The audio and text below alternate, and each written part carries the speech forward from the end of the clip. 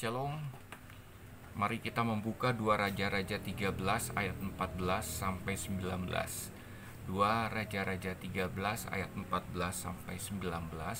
Kita belajar dari seorang raja Israel yang bernama Yoas yang mengikuti perintah Tuhan tetapi dengan tidak segenap hati.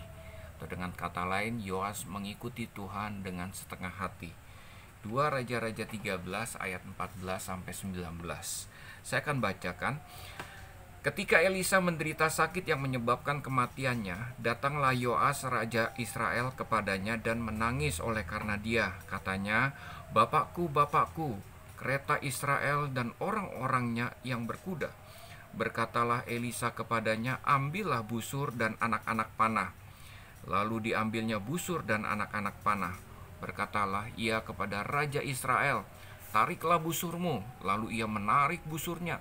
Tetapi Elisa menaruh tangannya di atas tangan raja serta berkata, "Bukalah jendela yang di sebelah timur." Dan ketika dibukanya, berkatalah Elisa, "Panahlah." Lalu dipanahnya.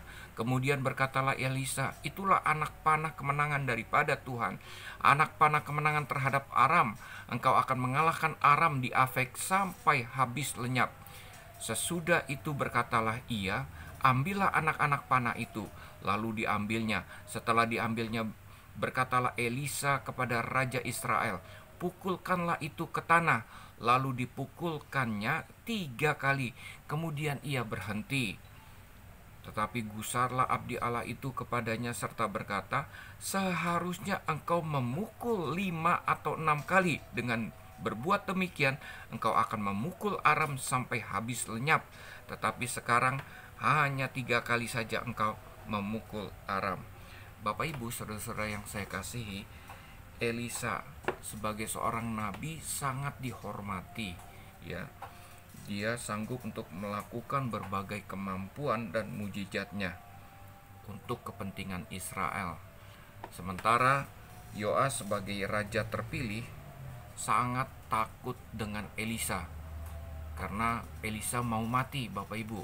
Dia takut kehilangan Elisa karena dia menganggap bahwa Elisa itu membawa kesejahteraan bagi bangsa Israel, ya. Jadi bukan Allah yang menyebabkan bangsa Israel sejahtera, tetapi Elisa lah.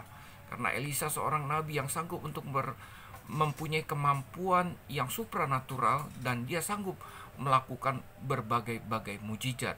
Dan dia menganggap, sekali lagi, bukan Tuhan, tetapi Elisa lah yang membuat bangsa Israel sejahtera.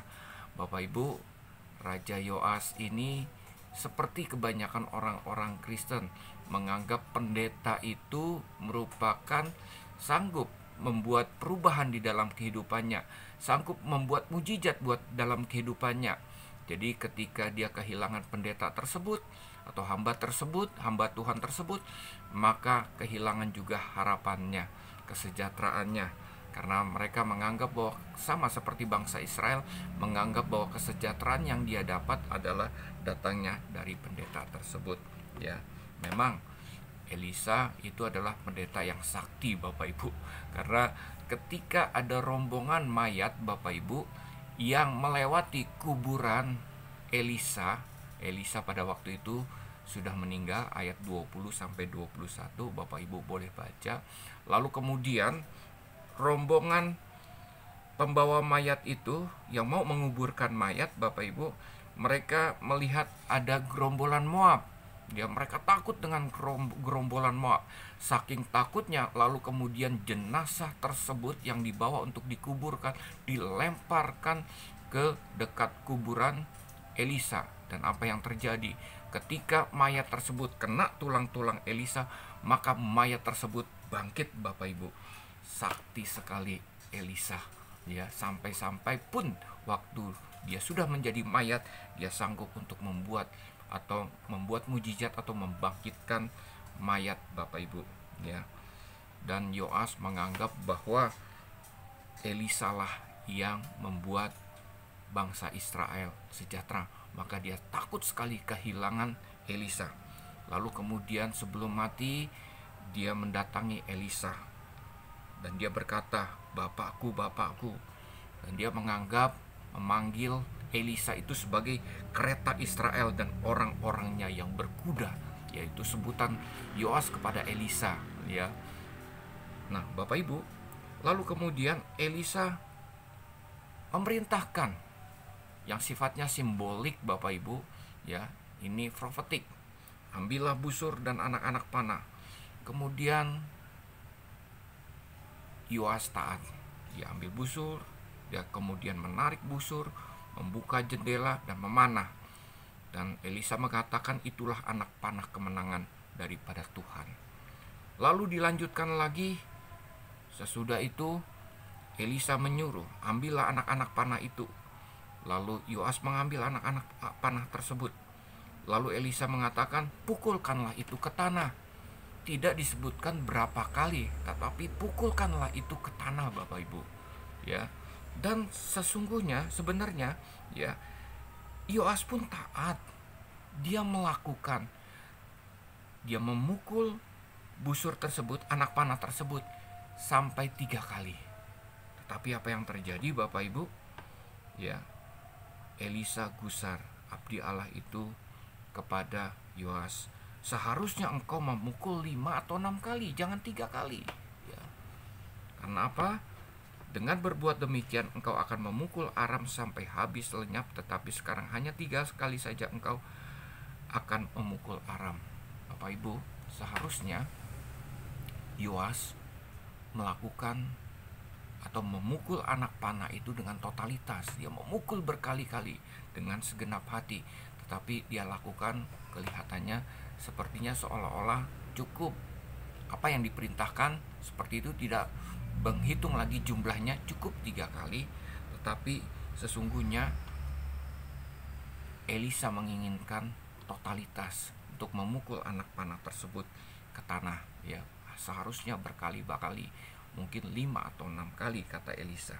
Nah, Bapak Ibu, saudara-saudara yang saya kasihi, seharusnya kita belajar daripada Yoas ini, ya. Kita harus menerima atau menerima dan mentaati perintah-perintah Tuhan dengan segenap hati, totalitas. Jangan setengah-setengah, jangan asal-asalan atau simbolik saja, ya.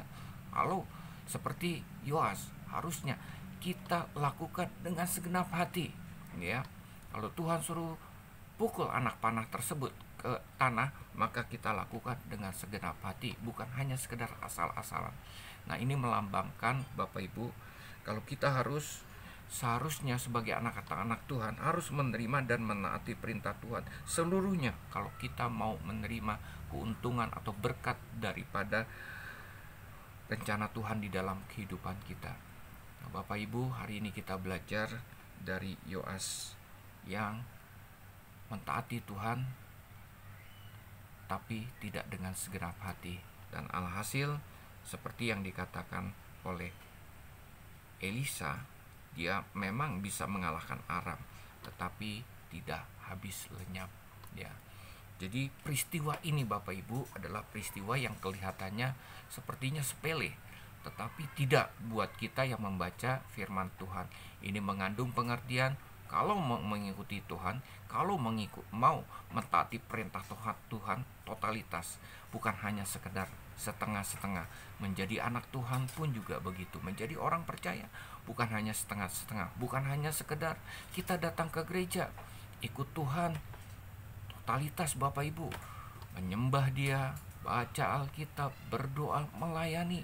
Demikian juga ketika memberikan persembahan kepada Tuhan, bukan hanya sekedar persembahan persepuluhan yang kita bawa, hanya sekedar kita datang membawa persembahan itu untuk supaya apa yang kita miliki yang dapat dari Tuhan tidak dimakan oleh belalang pelahap, hanya sekedar formalitas saja membawa persepuluhan ke hadapan Tuhan. Tapi lebih daripada itu, totalitas ikut Tuhan, segenap hati, jiwa, dengan kekuatan di dalam kehidupan kita.